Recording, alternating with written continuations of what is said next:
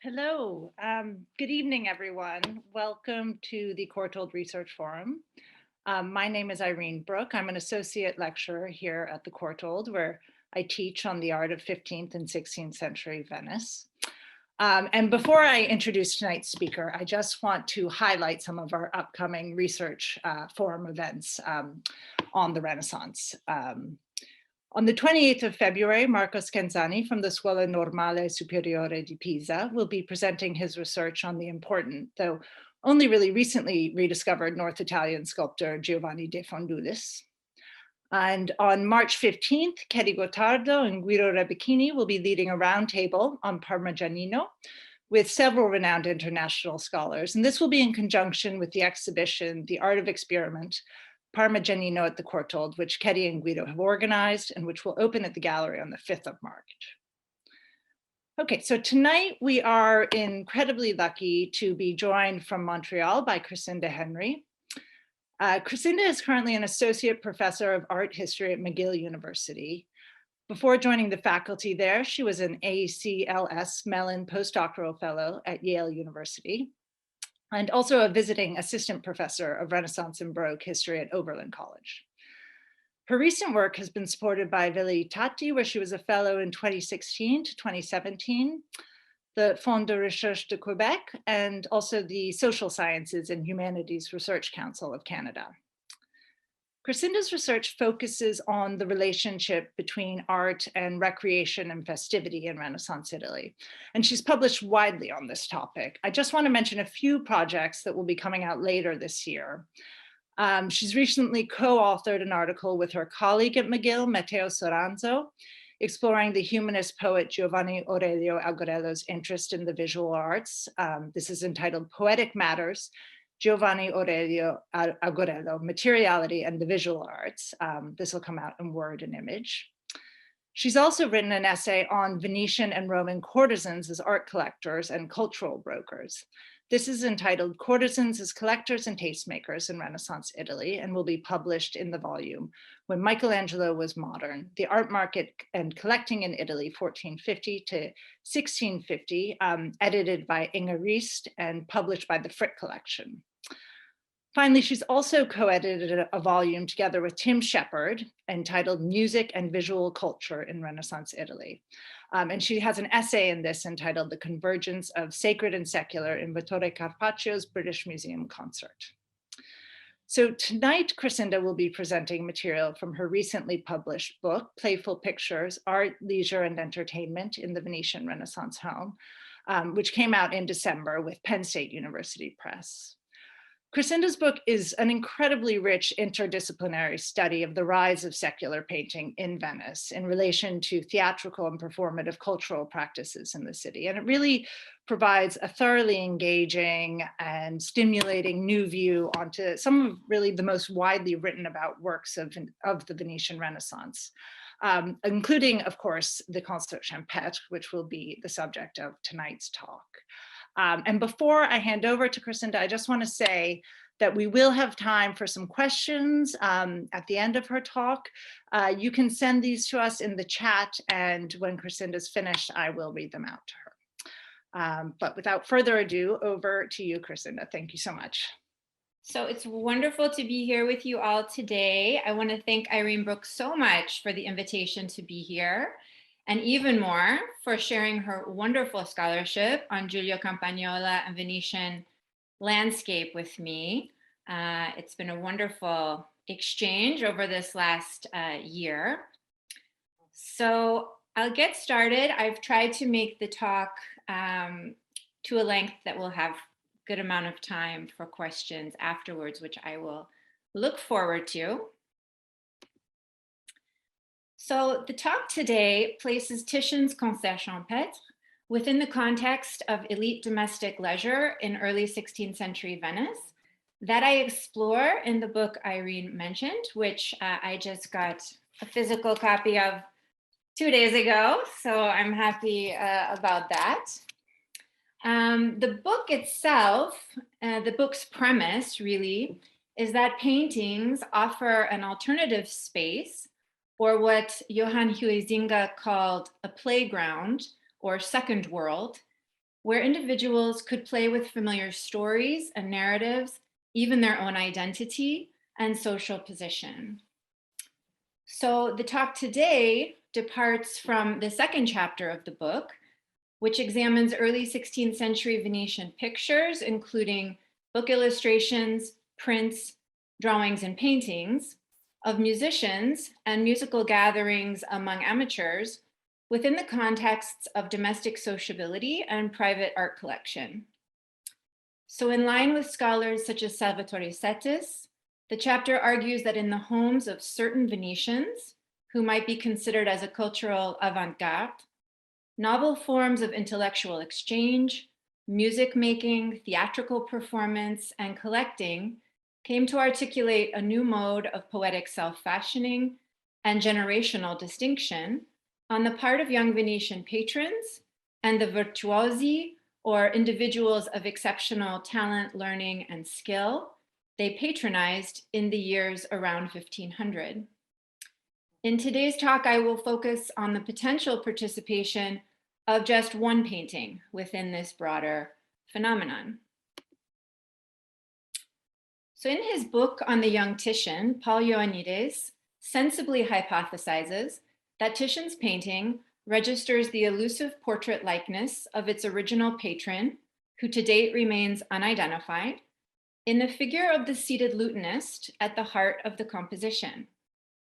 As Jaynie Anderson and others have observed, this young man wears the uniform characteristic of the Compagnie della calza, or companies of the hose.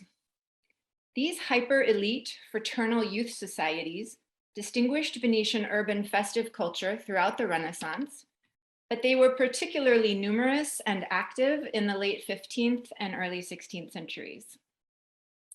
In proposing an identification of the specific company in which this young man was a member, this talk points toward the potential implications of the act of pictorial self-insertion proposed by Joannides.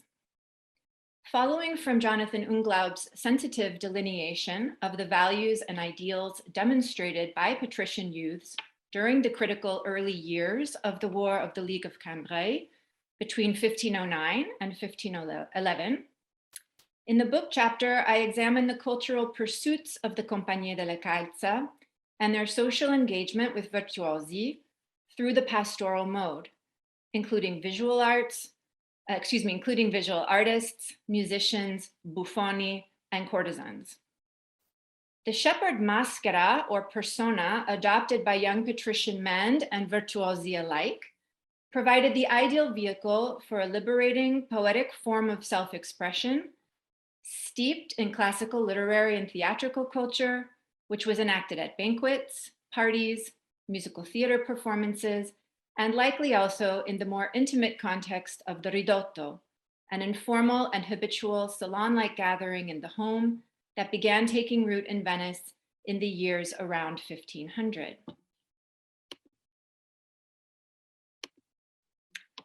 Illustrated books and artworks in a variety of media visualized and preserved this ephemeral pastoral fantasy world and its homosocial bonds within the homes of collectors. This slide gestures to the rich variety of domestic material culture that highlighted profane and pastoral musical themes in Venice and Padua between around 1500 and 1520, including the ornately carved and ornamented luxury musical instruments themselves, which were also on display in domestic contexts.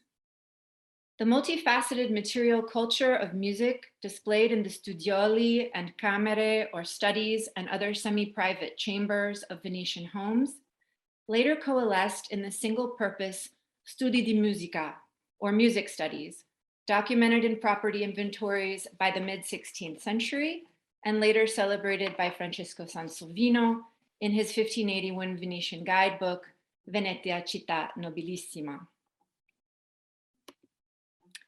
Within such a domestic viewing context, I argue that Titian's introduction into the ostensibly timeless golden age realm of the concert champêtre, of a young Venetian patrician who proudly wears the uniform that signals his membership in a contemporary Compagnie della calza, epitomizes the new form of connection between a patron or collector and the characters and events shown in a picture laid out by Salvatore Settis in his 1978 book, La tempesta interpretata, Giorgioni committenti il soggetto.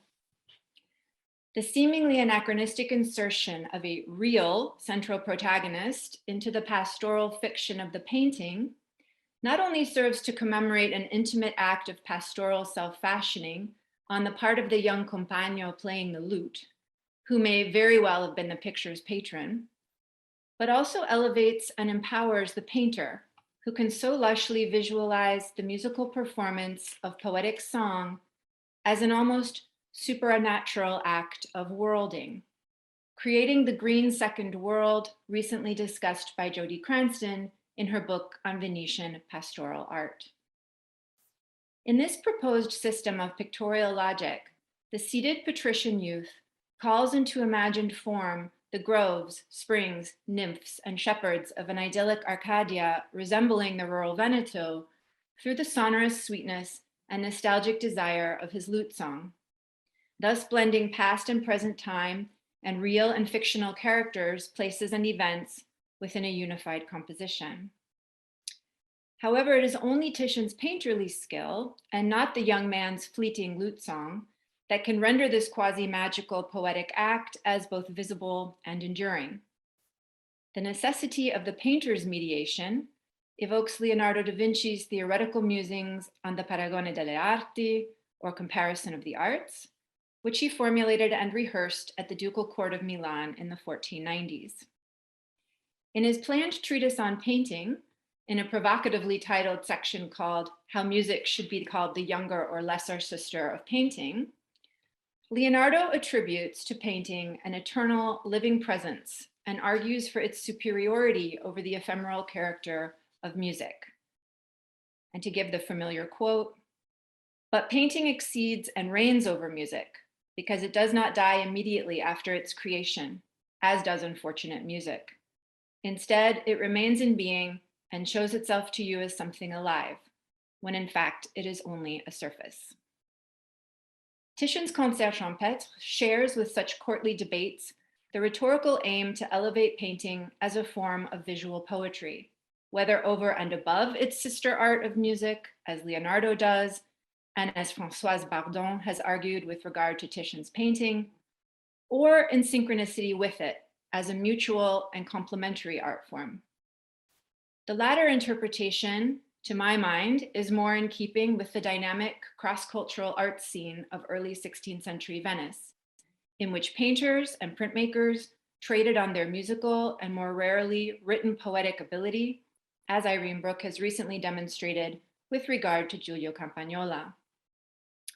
Indeed, scholars have long claimed that the Concert Champêtre instantiates a new class of painting, that of the poesia, or visual poem, a designation that establishes the painter's license to wander at will in his paintings, transforming his subject according to his imagination and judgment.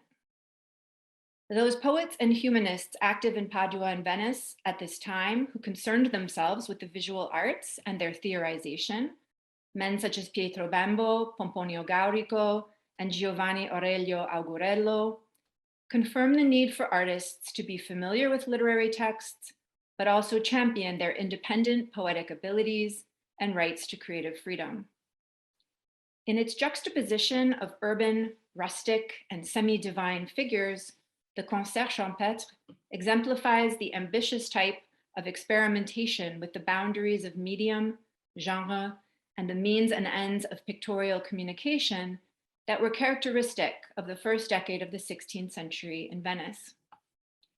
However, with several notable exceptions in the work of Jonathan Unglaub, Jaynie Anderson, and Christophe Brouard, the painting's references, both veiled and explicit, to the social and cultural world in which it was created, have largely been ignored or even pointedly rejected in favor of a focus on its literary, theoretical, and philosophical dimensions, particularly its connections to ideas transposed from textual sources.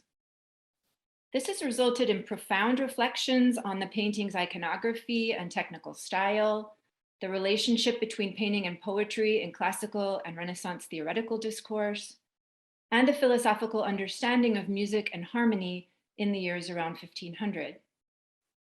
Yet such interpretations too often remain rarefied, severed from the real-world indices to contemporary costume, custom, and identity, pointedly referenced in Titian's painting and others like it.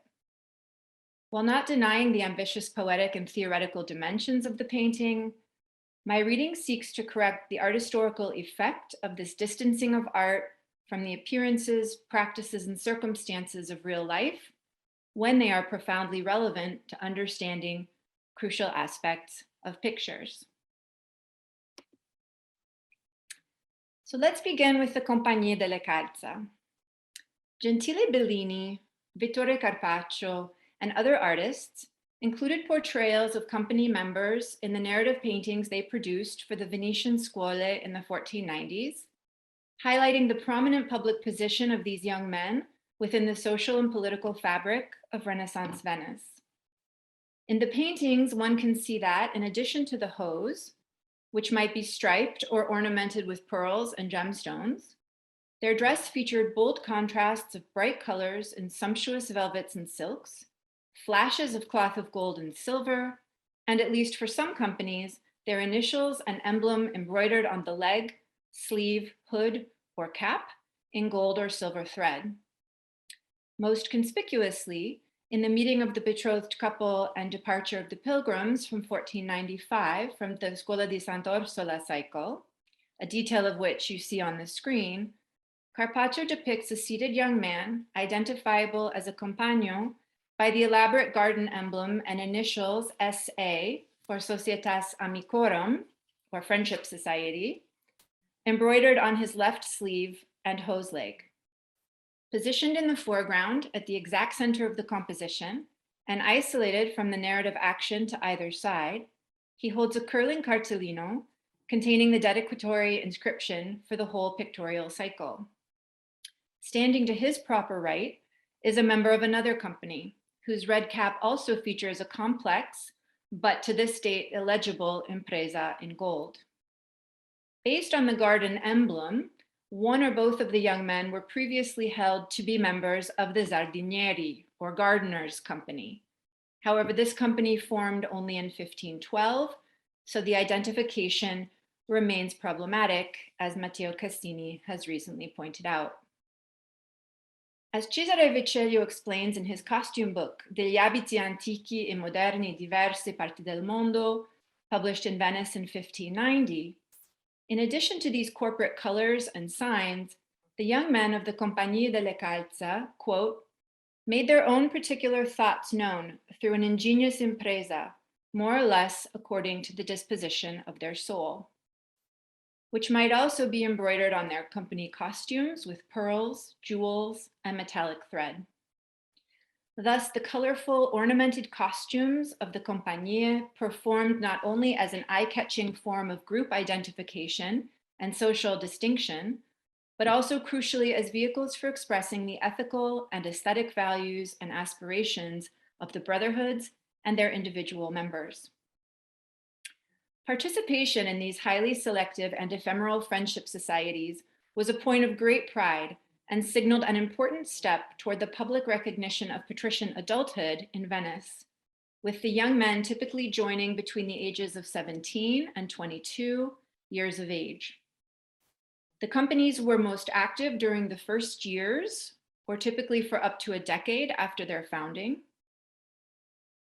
until their members married, achieved public office, and moved into mature adulthood, after which their activities, if not their corporate identities and allegiances, diminished or discontinued entirely.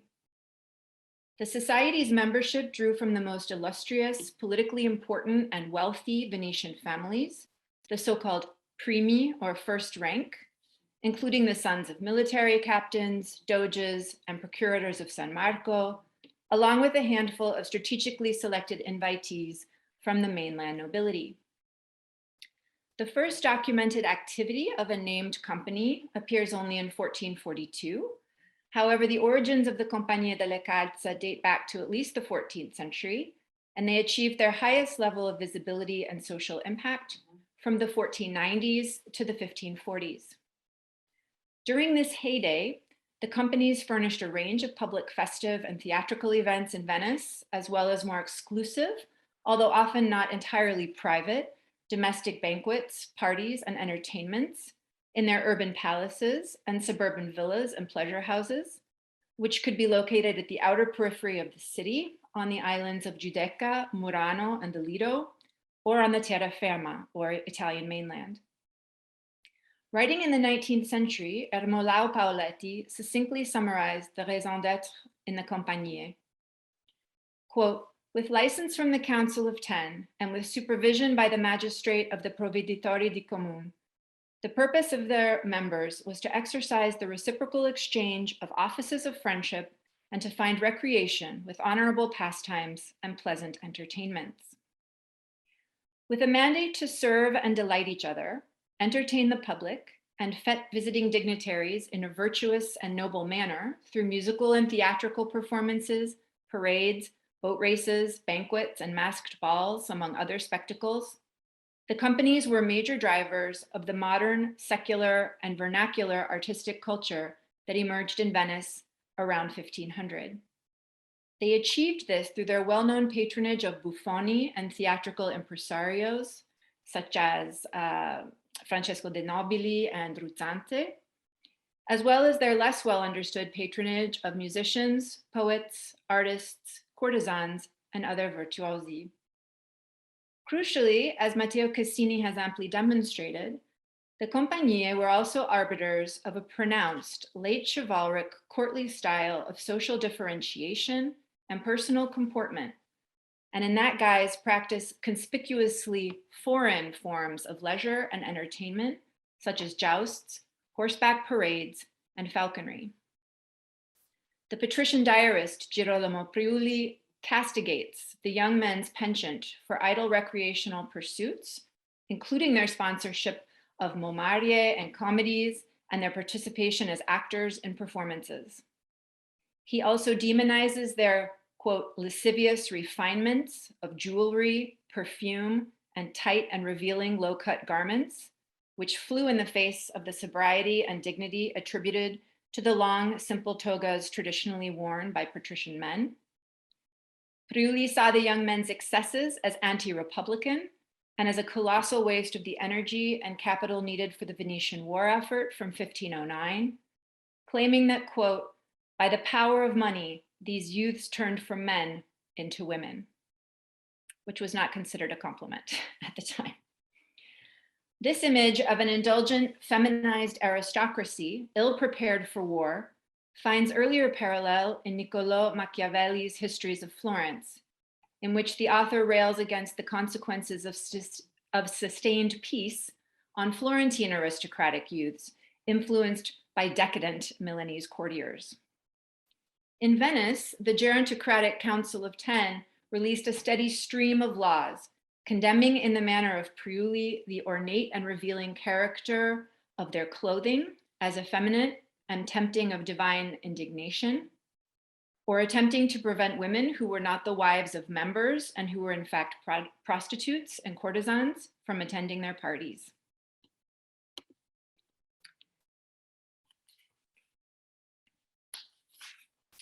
The elaborate self-fashioning of the Compagnie della Calza prevalent after 1500 is perhaps most vividly captured in painted form by Titian's Concert Champêtre, which dates to around 1509 to 1511.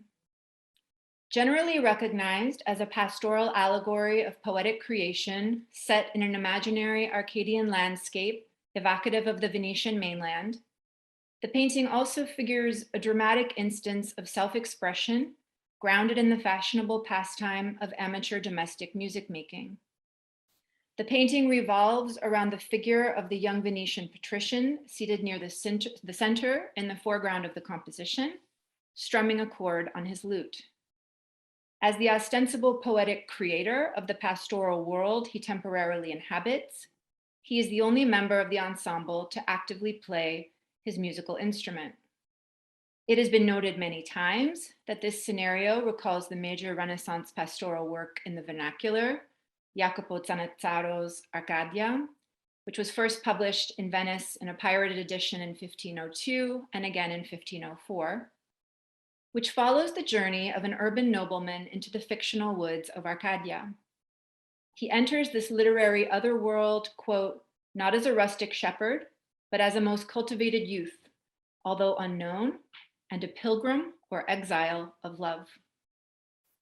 Titian's patrician youth in modern dress likewise conjures his own bucolic landscape of retreat through his solo playing, which as a poetic act, of course, should be accompanied by his singing voice.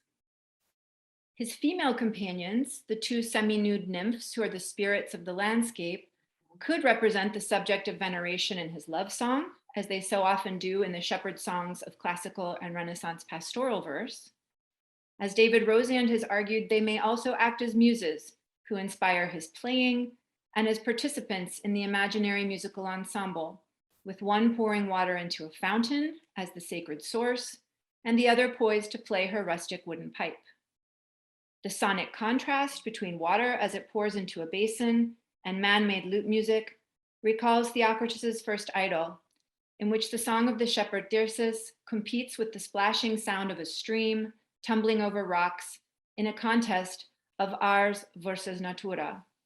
And this landscape feature also appears in the background of Titian's painting. As Rosand and others have further noted, the juxtaposition of the pipe and lute echoes Zanazzaro's antithesis of refined and humble instruments in the proem to the Arcadia, where he posits that, quote, the wax-bound reeds of shepherds proffer amid the flower-laden valleys perhaps more pleasurable sound than do through proud chambers the polished and costly boxwood instruments of the musicians. However, as Patricia Egan has rightly emphasized, the central focus of Titian's composition rests not just on the harmony forged within the discordia concourse or between the balanced oppositions of ars and natura, but even more on the intimate gesture of homosocial fellowship, almost fusion, between the two young men seated at the center of the composition, the elegant Compagnie and his rustic shepherd counterpart. The patrician youth, as he plays his lute, turns to face his shepherd interlocutor and Arcadian alter ego as if in a mirror, with the two, their faces in shadow, forming in Egan's word, quote, momentarily a separate group. The potentially homoerotic character of this intimate moment of connection has been explored in recent scholarship by Stephen Campbell and Christophe Brouard. Beyond the foreground gathering devoted to poetry and music, another shepherd tends to his flock in the right middle distance. As Giancarlo Maiorino has noted, this juxtaposition of leisurely music and productive agrarian labor, like that of the refined and rustic focal pair, quote, points to a culture in which clothes, language, and music identify differentiated social types, and one in which such distinctions, while of very real social and political consequence, also, I argue, became the subject of both deep and lighthearted play.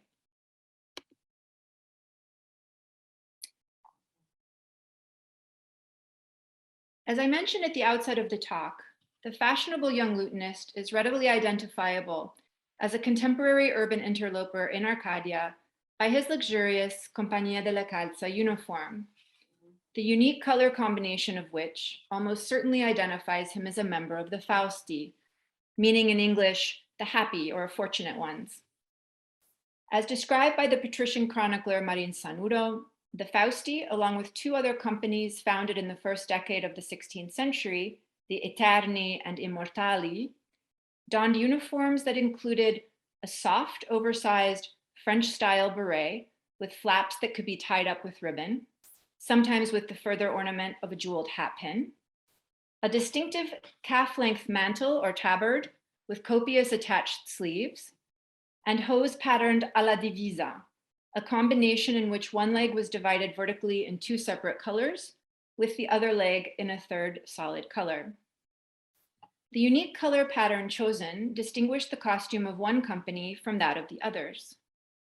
On the festive occasion of their initiation, known as the levada de calza, or raising of the hose, the Fausti gathered at Rialto, wearing cloaks with wide puffed sleeves and tapered wrists in crimson velvet. The right hose leg, the one you can see prominently displayed on the figure in the painting, was striped in a subtle contrast of white and festechino, a hue characterized in contemporary sources and a later 16th century treatise on sericulture, or silk making, as a light grayish green, quote, similar to the fields under crop in April. The left leg of the Fausti's hose, which is entirely covered by the voluminous mantle in Titian's painting, would have been all in rose. To my eye, the color combination of white, festechino, and cremesino, the most prestigious color for cloth after gold, is clearly visible in the costume of Titian's Compagnie, and no other contemporary company identified by Senuto wore anything close to it. The artist even plays with the subtle chromatic reciprocity between the fashionably subdued gray-green of the silk hose and the brighter green of the grass beneath the young man's leg.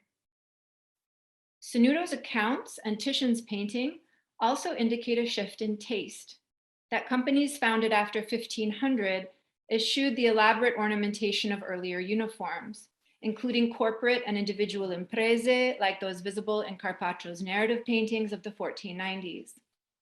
Instead of publicly displaying a visual device and motto on his clothes, Titian's Compagnie articulates his identity and aesthetic, ethical, and spiritual values, or what Vicelli would later call the disposition of his soul, in a more private and subtle way, through his pastoral poetic sentiment and active musical performance in the painting.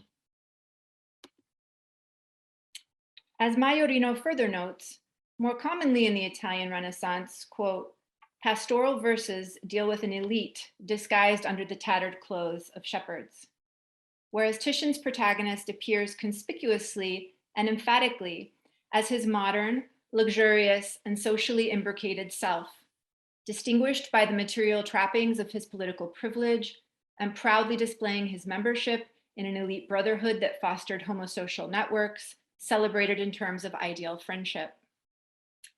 Whether, as seems probable to me, the painting registers a proper portrait of one among the 13 regular members of the Fausti, who may have commissioned the painting from Titian, must remain the subject of conjecture, as the early provenance of the painting is unknown. Senuto lists 16 names from among the most eminent Venetian families, including the Barbarigo, Contarini, Cornaro, Emo, and Vendramin, as founding the Fausti during the carnival season of February 1503, and 13 of them remained active members until the War of the League of Cambrai put a temporary end to the public activities of all the companies in 1509. Most of the Fausti brothers were selected around the age of 20 in the Balla d'Oro, the annual lottery held to gain membership in the Venetian Grand Council, between 1501 and 1504. Between 1506 and 1510, many of them, by then in their mid to late 20s, were elected to their first government offices or took on other adult responsibilities such as marriage and military service. Beyond the sociable and performative dimensions to the Concert Champêtre, the painting's bucolic escapism thus also indirectly confronts the disruptive effects of the War of the League of Cambrai and the particularly fraught Venetian political climate of 1509 to 1510, when the Fausti entered military service to recapture and defend the city of Padua and other mainland possessions of the Republic, such as Cremona, following the shocking rout of Venetian mercenary forces at Agnadello in May of 1509. Jonathan Unglaub has interpreted the painting in just such terms as a wartime response to the Venetian loss and devastation of its mainland territories, coded through pastoral nostalgia and a, quote, poetics of dispossession. The young men of the Compagnie della Calza and other Venetian elites, very similar to them in wealth, status, and taste, also had their individual portraits painted by Giorgione, Vincenzo Catena, Titian, Giovanni Cariani, and Palma il Vecchio. The portraits, as sensitively characterized by Mariana Cos, highlight the young men's physical beauty, the sensual appeal of their appearance in terms of expression, pose, and gesture, and of course, the conspicuous luxury and lush materiality of their clothing and accessories. Titian's portrait of a man in a red cap of around 1510 to 12, now in the Frick collection, whose strong resemblance to the central lute player in the Louvre painting has long been noted, embodies this new type of courtly patrician and the lyrical, highly aestheticized portraits they favored. Two of the Fausti, Francesco di Zaccaria Contarini and Giacomo di Giorgio Corner, or Cornaro, were the sons of exceptionally prominent Venetian patricians who were knighted by the French and Venetian governments respectively for their political and diplomatic services. The young man in the Frick portrait stresses his claim to nobility by wearing an ample lynx-lined coat, a doublet striped with cloth of gold, and by resting his elegant kid-skin gloved left hand on the hilt of a prominently positioned sword, which would have been highly unusual for a non-military portrait of a Venetian patrician prior to the war. Breaking with the sobriety and relative sameness of traditional Venetian patrician dress, for example, the monochrome togas documented in portraits of male youths by Giovanni Bellini from only a decade or so earlier, the young man in Titian's portrait distinguishes himself not as an office holder of his caste, but instead models himself individualistically on the dress of the terra firma nobility. He wears the same floppy French-style beret as the Compagnie and the concert Champêtre, and proudly contravenes sumptuary regulations by sporting foreign fashions and the showy black and gold satin doublet under his coat. As Priuli clearly voices in his diary, elite young men who dressed in such an extravagant and sensual fashion were severely criticized by Venetian conservatives and government officials as indulgent and alien to the Venetian values of unanimity and mediocritas, which is hard to translate into English, literally mediocrity, but meaning modesty, equality, and similarity. While the Compagnie and the concert Champêtre has to date not been securely identified, a brief profile of one among the Fausti can provide some representative biographical flavor, as well as a link to one of the cultural contexts often attached to the painting, the court of Caterina Cornaro, the Venetian former queen of Cyprus, at Asolo. So I'll conclude my talk with a brief biography. Like several of his fellow fraternity brothers, Giacomo di Giorgio Corner, or Cornaro, who lived from 1483 to 1542, became involved in the War of the League of Cambrai on the mainland at Cremona in 1509, the year in which many scholars agree the concert Champêtre was painted, or at least begun. He was then 25. Giacomo's father, Giorgio, who you see here on the left in an unusual double portrait with his oldest son, Francesco, who later became a cardinal, and the painting's now in the National Gallery of Ireland, was the brother of Caterina Cornaro, the exiled former queen who was forced to establish her small court in the Veneto countryside, far from the capital city, where her presence was a source of political unease. Giorgio Corner was made a Knight of San Marco and honored as Padre di Patria, or Father of his country, for his lifelong government service, not least for finessing his sister's abdication, and for his later heroism in the Cambrai Wars. He was also widely considered to be the wealthiest man in Venice in the early 16th century. On the 24th of October, 1509, with his Fausti brothers in attendance, Giorgio's third son, Giacomo, married Marina Morosini d'Orsato at the age of 26. Sanuro singled Marina out in his diaries as the most desirable bride in Venice due to the vast sum of her future inheritance, although the war curtailed expenditure on the wedding itself and precluded Giacomo from wearing his Fausti company colors at the events surrounding the wedding. Giacomo di Giorgio Cornaro, to a degree even slightly beyond his most prestigious fellow Compagnie, could have considered himself as a de facto young prince among the Venetian patriciate, although the other Fausti, it should be mentioned, were roughly comparable in terms of family wealth and social and political capital. Of particular relevance to the setting of the Concert Champêtre is the connection of Giacomo Cornaro and the other young men of the Fausti to the Veneto countryside as a source of both income and pleasure through the occasional and seasonal rituals of villeggiatura. As Unglaub observes, the conjoined figures of urban poet-musician and shepherd in the foreground of Titian's painting are respectively crowned by the stone villa and wooden farm buildings lightly painted into the background of the composition behind their heads. Like the families of many of his fellow Compagnie, Giacomo di Giorgio Corner's family possessed a large palace retreat with extensive gardens on Murano, which does not survive, and multiple landholdings on the Venetian terraferma, including a sumptuous villa at Tencarola in the territory of Padua, and vast, lucrative agricultural properties near Asolo and Castelfranco. Girolamo Priuli disparages the new generation of wealthy Venetians who grew to maturity after 1500 for abandoning the maritime empire with its arduous but lucrative sea voyages to sink, quote, its riches and treasures into the pleasures, delights, and green spaces of the terraferma, where, quote, upon these possessions, they proceeded to live very delicately and sumptuously, as opposed to the ancient Venetians who desired to live moderately. They now live most abundantly. Priuli further laments the patrician and cittadino youths who ignored their traditional training in navigation, international commerce, and government affairs in order to linger on the mainland, enjoy the recreational pleasures of villa life, and, quote, practice with farmers, to the point where he claims they had indeed become peasants, meaning they were naive, foolish, and without any practical experience of the broader world. By the autumn of 1509, this earthly paradise of villas, gardens, and farms surrounding Padua, Castelfranco, and Treviso had been plundered by foreign troops and largely razed by fire. And most of the Fausti were swept up in the war effort. Yet to my eye, the Concert Champêtre resists an overtly elegiac reading.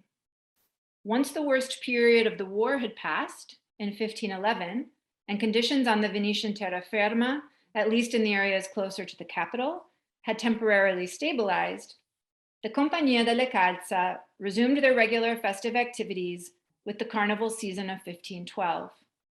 Although not, it should be noted, the Fausti, who were now beyond the traditional age and stage of life. If one of the young men of the Fausti proved to be not only the central subject, but also the patron of the Concert Champêtre, this prompts questions about the painting as a work that captures and commemorates for posterity a brief and liminal stage of life that was already nearing its end for the Fausti by 1509, when the painting was likely commissioned and begun. Viewed as a nostalgic expression of the leisured fraternal youth culture of the Compagnie, the painting can be reevaluated in relation to their other recreational activities and cultural interests. But that's a subject for another day. Thank you.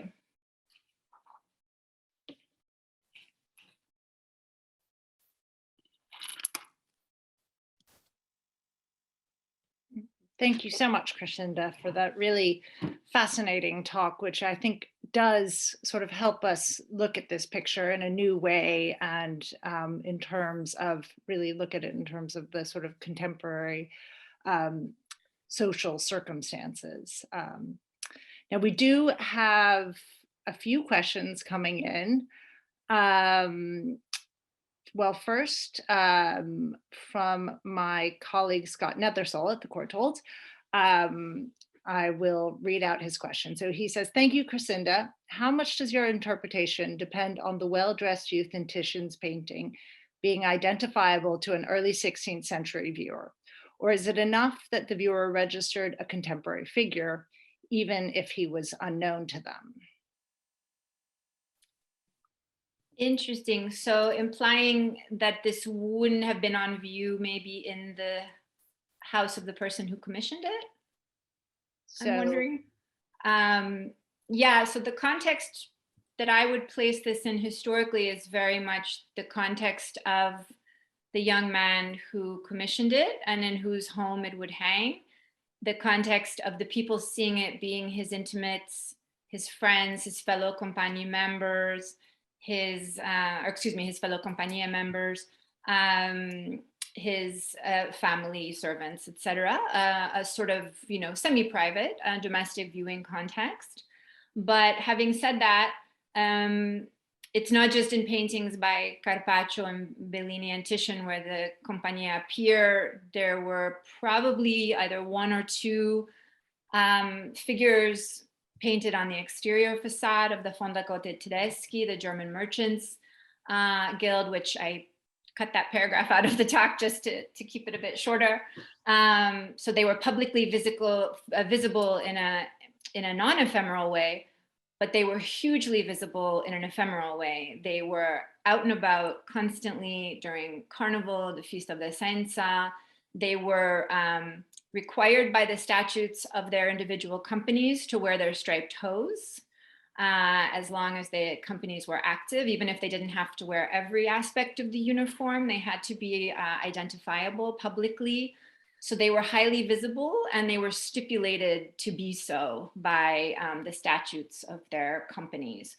So they would have actually been highly recognizable, even down to knowing which company wore which colors by, I would imagine, a pretty broad swath of the population, since they were sponsoring public entertainments and patronizing sort of cultural brokers like Buffoni, who were circulating in a range of different audiences, but they were also gambling, the members of the Compagnie themselves, gambling at the Rialto, patronizing courtesans and prostitutes. There was a very high profile public visibility to these groups. And sometimes, Crescinda, the representations would have just been a sort of generic type, for instance, on the Fondaco, rather than a sort of alluding to a specific company. Or also, in the frescoes in Padua, in The Miracle of the Speaking Babe, where Titian includes a figure with the striped hose, that's just sort of presumably a kind of generic figure which contributes to the narrative in some way. Would you agree? Yeah, I think that's open to both possibilities depending on the context. One of the interesting things about the hand-colored engravings by Zanetti after the figures on the Fondaco, and you don't want to take them too seriously because they were made, quite a long while after. But he does emphasize particular color combinations there, and it makes you wonder, since sometimes these facades also had portraits, identifiable portraits painted on them, whether, there's a big melange, as it were, of references to real groups and individuals, as well as more generic forms of representation. Well, in terms of the question of portraits, so Paul Holberton has asked, do we have many portraits in Profil Perdu?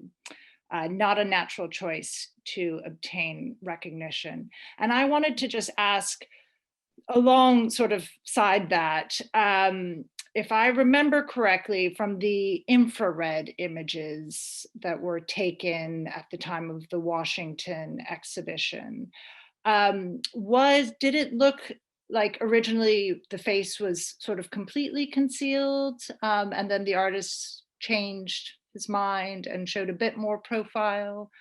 Can you sort of, what do you think about that in terms of, it is a portrait of an individual? Yeah, modified to a fuller profile, which of course is a very esteemed format for portraiture, but I guess I'm not really thinking of this as a proper portrait in the way an individual portrait would be, to answer Paul Holberton's question.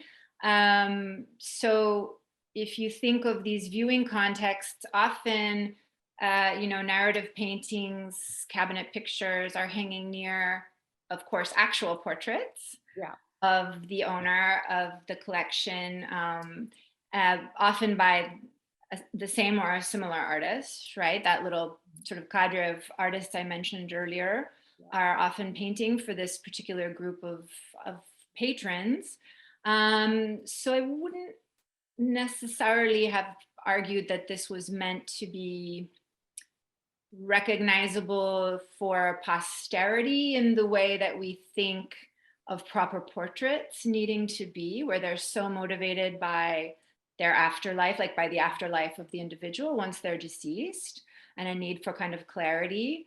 I see this as personal in a somewhat, ephemeral way related to the life of the individual and the cultural pursuits in which they were engaged, and for very motivated for very sort of personal and communal reasons within a limited audience. More sort of self-reflexive and then rather than the sort of Frick portrait, which records features and turns you in the front, lights you well, Absolutely. Okay, great. All right. Here's one from Sara Ferrari. Thank you for your wonderful talk, Crescinda. I was wondering if you could say something about the artist Titian and the extent of his participation in the social context of the Compagnie dei Fausti. Do you have any insights on this? Do we know anything about Titian's involvement with?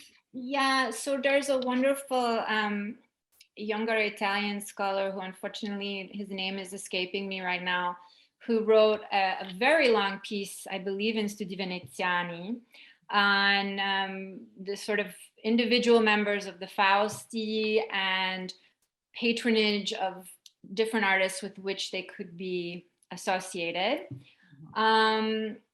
It's not like from reading that, and I sort of came across these connections late in the writing phase of writing my book. It wasn't part of, for example, my dissertation research, so I didn't chase up any of these leads myself. But based on his research, it doesn't look like there was any sort of, kind of smoking gun, if you will, direct overlap with individual members of the Fausti that would predicate making an attribution of who the patron of this work might have been, or that record Titian himself taking part in either the public, semi-private, or private activities of the Compagnie della Calza.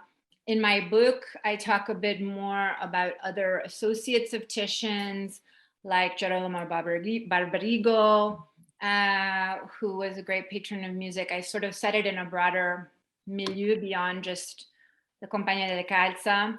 And then, of course, also a section on artists as practicing musicians, which of course includes almost everyone but Titian. If only I could convince myself the painting was in fact by Giorgione, that would be great for, that kind of argument. But then I also use, for example, the copious letters of Dürer when he's in Venice and talking about all the gentlemen and musicians and artists who he liked to socialize with.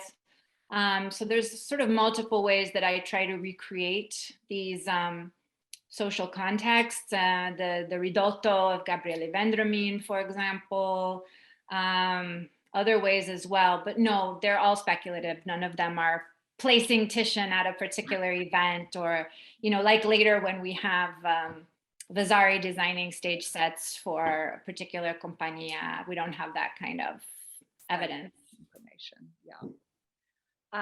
Okay, there's a question here about the British Museum drawing. And I wonder, so this Lucy Lubbock observes that the viola da gamba that you showed in the photo is similar to that attributed drawing in the BM, and observes obviously the correspondence between the seated nude to that in the drawing. Do you want to say, do you have any thoughts about the relationship between the drawing and the painting, or generally, do you think it's after the painting, or do you consider it preparatory now?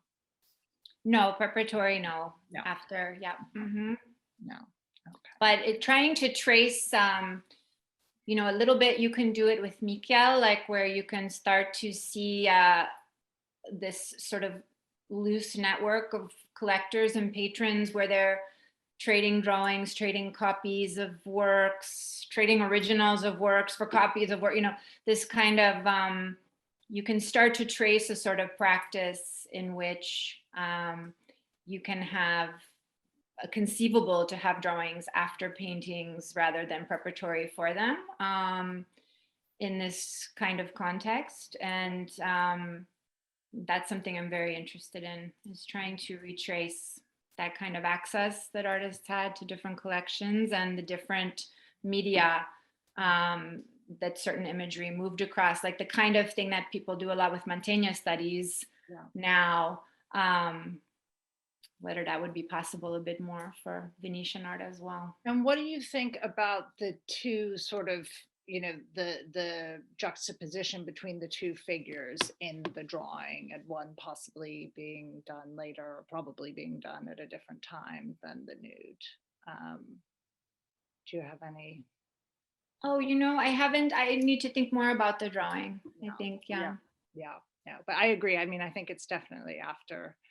And yeah, it's one of those ones I always sort of flag as off in some way, like it's very tricky with a lot of the drawings, which I'm not as much of an expert on.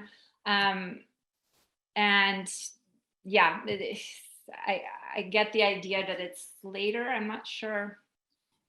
But I don't necessarily buy that they were done at two different times, but the whole thing being later for sure.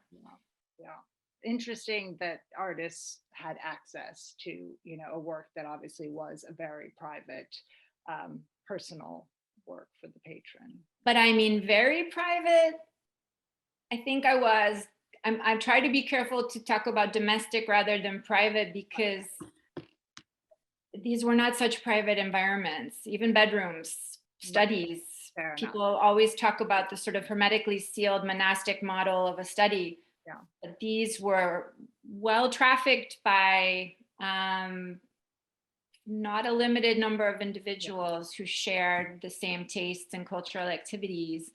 So yeah, I would have imagined this would be a showpiece to show off for sure. Okay, this actually is from one of my students, Hilary Becker, who said, "Thank you for your fascinating lecture. And can you say a little bit more about the relationship of the Compagnie members to courtesan culture, and whether that, I know you talk a lot about courtesan culture in your book, but to maybe say a little bit more about how that might figure into your reading of the painting, if at all." Oh, interesting. So maybe nymphs, courtesans. Yeah, I like that. I don't go there in my interpretation. I think that's maybe a step too far for me, but for sure at their parties, these young men were dressing as shepherds, and the young women or the women accompanying them at those parties were typically courtesans or prostitutes, distinguished a little bit by the social distinctions even within the different categories of prostitution. And those women were dressed as nymphs for sure on occasion at these costume parties. And there were certainly parts to play in the contemporary, in the momarie, the sort of pantomime theatrical spectacles, and in the little short comedies and farces that were being performed. So definitely courtesans dressing up as nymphs, as deities, a lot of flowing, loose, probably semi-transparent clothing, as we read about in Bembo and in, for example, Stella Mary Newton's wonderful book on theater costume and other sources. So they socialized. And they socialized in such an intensive way that the government felt it necessary on multiple occasions to try to prohibit that. It was often a very one-to-one relationship. So it would be like each compagno with his courtesan, right? Mm-hmm. So it was sort of probably a marker within your homosocial network of sort of a distinguishing characteristic if you were associated with a particular courtesan. Like courtesans had the power to bestow a certain amount, a certain cachet, a certain a certain prominence to individuals. And for that reason, the different compagnies would fight over courtesans. So we have instances of, well, one poor courtesan who got her face slashed because two rival groups of patrician youths were upset with whatever arrangement she had reached independently with each of them, visiting her house on multiple occasions. They would sometimes bring their buffoni with them when they went to serenade courtesans. So there's a lot of really wonderful evidence demonstrating the connections. And it should be said that courtesans were a new phenomenon too, right around 1500. So the idea that women could live independently in small groups or individually outside of the designated areas of the city where prostitution had typically, there had been an attempt to limit it. It never quite, worked exactly as it was supposed to. But courtesans were all throughout the city by this time and in very fashionable neighborhoods. And living in usually small groups, 2 or 3, sometimes individually, and receiving on a regular basis the attention and custom of these young men who were, as I mentioned, largely the active stage of the Compagnie was prior to marriage. It's not always the case. Some members stayed active after they married. But typically in that long stage of adolescence into early adulthood that lasted off into the mid to late 20s among patrician youths. And this was an outlet for them for that long adolescence / early adulthood. Well, Paula Nuttall has just made an observation which is that the lute and pipe, in addition to Sanazzara's Arcadian allusions in Northern art, these are blatant sexual connotations, which surely would have been known in Venice, following on from the courtesan question. So yes, there is obviously the erotic dimension of this painting. Oh, sure. Yes, the ladies, the loving stroking of the lute, and the beautiful ladies' bodies. Oh, yes. Yeah. It's very sensual. Yeah. And of course, courtesans, it was sort of de rigueur amongst courtesans to play the lute, not the pipe. That would be reserved for the nymph, because that would not have been considered a demure and attractive instrument for a woman to play in the Renaissance. But so for sure, they were part of that musical culture. That's the very first courtesans we know about in Venice are exactly documented in Senudo and referred to as virtuosi, precisely because of their ability to play and sing. So for sure, they're exactly a part of that culture. Okay, there's one final question, which you've addressed a little bit. But in terms of the Compagnie, this is about sumptuary laws, and so this listener has kind of asked how contentious was this sort of display that the Compagnie sort of put on in Venice, and to what extent did the government try to sort of really crack down specifically on the Compagnie? What was the sort of that friction? Were there laws? Yeah. So the legislation is sort of pretty constant through the late 15th and early 16th century, with just sort of occasional bans that were hugely ineffectual, but they at least show you what the different government committees were concerned about. And they thought there was a sort of progressive escalation in pomp, in conspicuous consumption, in over-fraternizing with these sort of newly liberated class of prostitutes who now could sort of audaciously circulate sort of like other women, appear like other women. That was a source of anxiety. Whether that was limited to, these committees, which typically were populated by more mature gentlemen, or to sort of younger conservatives like Priuli. We don't have a ton of evidence for like a popular reaction against the Compagnie. What we do have very clearly is in 1508 with the declaration of the War of the League of Cambrai, a damning condemnation or ban on all the fun that the Compagnie were having. So putting an end to the comedies, putting an end to to clearing out the Portego, the big central hall of the Venetian palace, and getting out your long table and having a banquet, to not letting them wear their colors during festivities such as weddings and things like that. So yes, some of their consumption was considered incredibly appropriate to their mission, right? And so it was a careful balance. But then even the consumption that was appropriate to their festive mission became inappropriate during a time of war. And so seen through that lens, condemned. Had the war not occurred, like what would have happened, the explosion, what happened between 1509 and 1511 was just like, for a scholar like me, crushing. It was crushing for them too, obviously.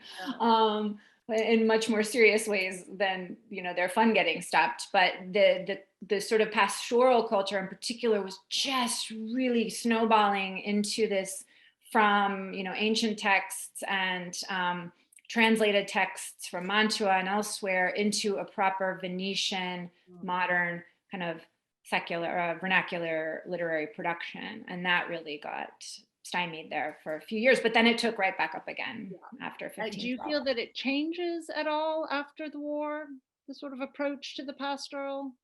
I mean, certainly with Rosante, it takes a different direction. Yeah. So there you do get someone claiming to represent a popular reaction against some of this kind of stuff.